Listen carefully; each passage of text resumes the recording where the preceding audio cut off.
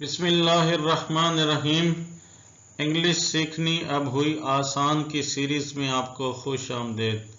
मेरा नाम है वहीदुर रहमान और आप देख रहे हैं मेरा यूट्यूब चैनल वीएन स्लेट। आज की इस वीडियो में हम दिस, दीज, दैट और दोस के इस्तेमाल के बारे में पढ़ेंगे। ये बहुत ही बेसिक और बहुत ही इम्पॉर्टेंट कंसेप्ट है। आपसे गुजारिश है कि वीडियो को एंड तक लाजमी देखें।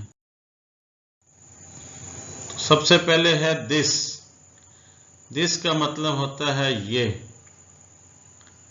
दिस इस्तेमाल होता है एक चीज के लिए जो करीब हो।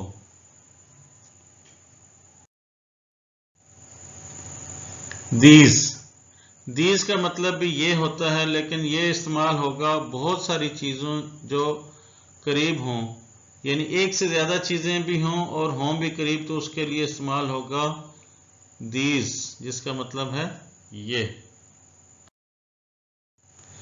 नेक्स्ट है दैट। दैट का मतलब है वो।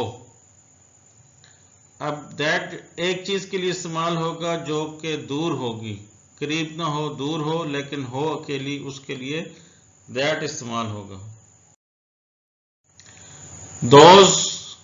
दोज का मतलब भी वो, लेकिन दोस्त में वो चीजें हैं जो बहुत सारी हों और हों भी दूर, करीब ना हों, उसके लिए हम दोस्त का वर्ड यूज करते हैं। तो एग्जाम्पल के साथ देखेंगे, इंशाल्लाह एग्जाम्पल से चीज जल्दी समझ में आ जाएगी। सबसे पहले है दिस। दिस का मतलब होता है ये, जैसे मैंने आपको बताया। इसकी एग्जाम्पल है दिस इज अ बॉय। ये लड़का है या ये एक लड़का है।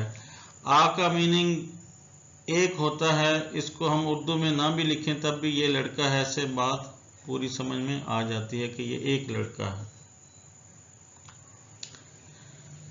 नेक्स्ट है दिस इज अ बेड। ये बेड है।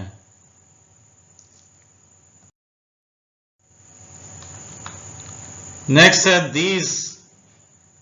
दीज का इस्तेमाल जैसे मैंने आपको बताया, ये करीब के लिए जो बहुत सारी चीजें हों या बहुत सारे लोग हों।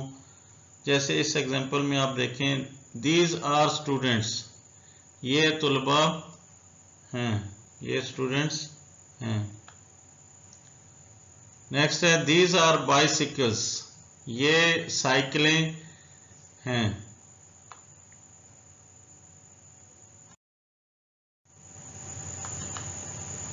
आगे है दैट का इस्तेमाल।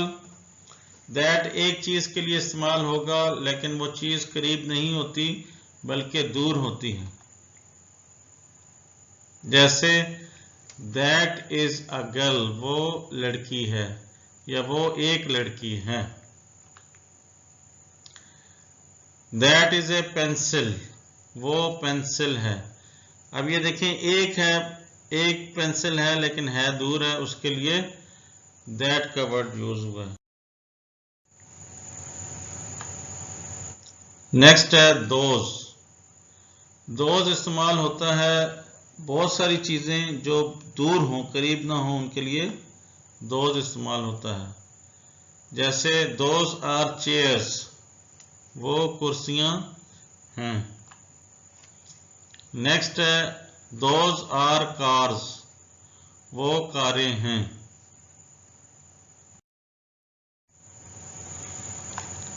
इसके साथ ही आपसे इजाजत चाहता हूँ। अल्लाह हाफिज। अस्सलामु अलैकुम वरहमतुल्लाहि वबरकातुहू।